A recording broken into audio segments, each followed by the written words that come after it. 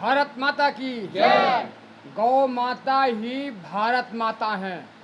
लोग कहते हैं भारत माता की जय क्यों बोलते हैं, तो गौ ही भारत माता हैं। गौ हमारी सृष्टि है, गौ हमारा सनातन है, गौ मानवता है। मानव और मानवता की रक्षा करना है तो गाय की रक्षा करनी होगी। गाय हिंदुत्व है, गाय संतत्व है। गाय को नष्ट करके हम विकास नहीं कर सकते, विनाश जरूर करेंगे, यह निश्चित है।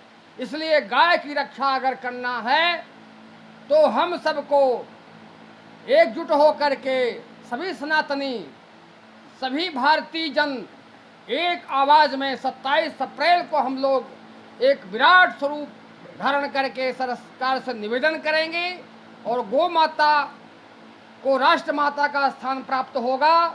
गौ माता, ये भारत का कलंक, गो हत्या समाप्त होगी, ऐसा संतों का निर्देश है। इसलिए अपनी रक्षा, राष्ट्र की रक्षा करना है तो गोवंश की रक्षा करना होगा। बोलिए गौ माता की जय। ऐसा कि पहले मैंने छात्रों के लिए लड़ाई लड़ा था, लेकिन पूज्य संतों ने, भारत के जितने भी बड़े बड़े संत हैं, वो वृंदावन में एक बैठक रखते हैं। उस बैठक में निर्णय लेते हैं कि गौ माता की रक्षा कैसे होनी चाहिए, और आगे विस्तृत जानकारी जो है हमारी राजस्थान से चलकर आई निष्ठा दीदी देंगी। और हम सभी युवा वर्ग को, जिसके लिए आज तक हम लड़ते आए हैं, और एक सौभाग्य मुझे मिला कि मैं अब गौ माता के लिए अपनी बातों को सरकार से मांग करने के लिए जा रही हूँ।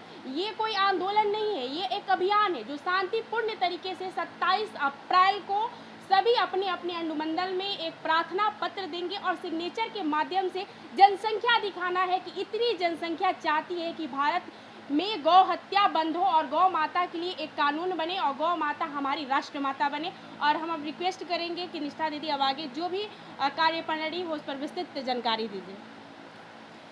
जय गौ माता, जय गोपाल, बोलो गौ माता की जय। तो जैसा कि संत भगवान हमारे पूज्य महाराज जी ने बताया, दीदी ने बताया, और आपको पूर्व में जानकारी भी है, गौ सम्मान आह्वान अभियान को लेकर के आज ही हमारा यहाँ कार्यक्रम आयोजित हुआ है। प्रश्न ही उठता है कि गौ सम्मान आह्वान अभियान क्या है। आज वर्तमान समय में जो गौ माताओं की स्थिति है, एनिमल हस्बेंड्री के आंकड़े कहते हैं कि हमारे यहाँ पर 4000 लाइसेंस्ड कत्ल खाने हैं जिनको बाकायदा सरकार ने लाइसेंस दिया है, और उन्हीं के आंकड़े कहते हैं कि 82,000 गौ माताओं के गर्दन पर छुरी आज वर्तमान समय में भारत की धरती पर चल रही हैं और 82,000 गौ माताओं का वध हो रहा है।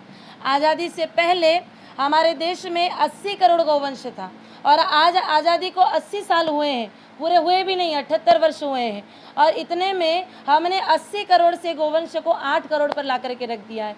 यानी कि गौ माताओं की, देसी भारतीय नस्ल गौ माताओं की हमने बहुत हानि की है, हमने उनको खो दिया है। आज 8 करोड़ गौ माताएँ बची हैं।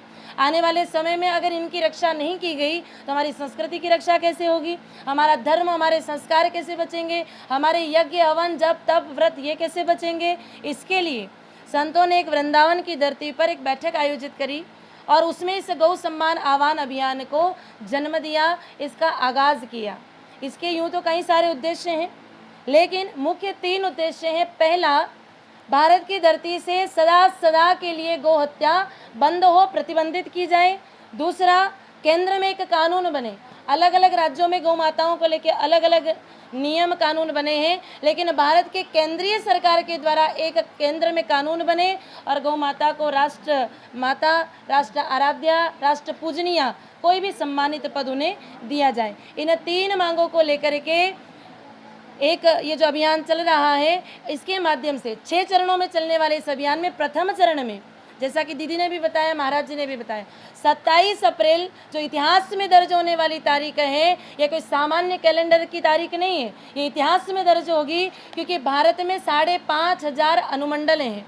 हर एक अनुमंडल से 27 अप्रैल के दिन पूरे भारतवर्ष में हजारों की संख्या में लोग एकत्रित होकर के जाएं और शांतिपूर्वक तरीके से, ना किसी भी प्रकार की कोई भद्दी टिप्पणी है, ना कोई बयानबाजी है, ना किसी भी प्रकार का कोई यहाँ पे उपद्रव है। बिल्कुल शांतिपूर्वक कीर्तन करते हुए सभी लोग जाएं और अपने एसडीओ को, सब डिविजनल ऑफिसर को एक प्रार्थना पत्र देवें।